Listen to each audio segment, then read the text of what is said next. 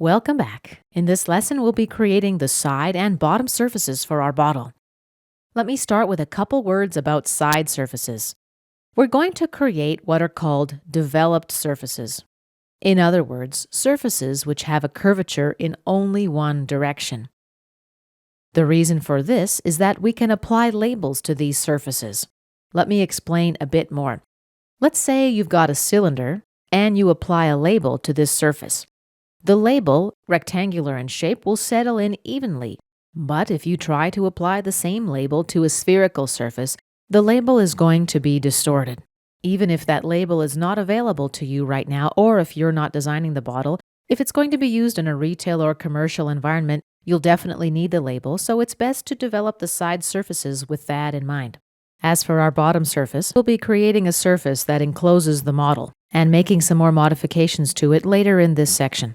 Let's start with a sketch on the top plane, normal to view. Let's activate the ellipse tool now. And we'll drop our ellipse about here. Center line tool. End to end, right click and select. As you see, the center line has an automatic horizontal relation applied. Let's apply some dimensions now. This line will be 180 millimeters. Okay. And this distance here, 52 millimeters. The distance between the origin point and the center of the ellipse will be 55 millimeters. Okay. Right-click and select. Now let's select these 2 points and add a horizontal relation. Our sketch is in black line, fully defined. Let's exit the sketch. Take an isometric view. Now let's activate the Extruded Surface tool. Let's just drag the arrow in the graphic area. 180 millimeters should do the job. Okay, and let's create the bottom surface now.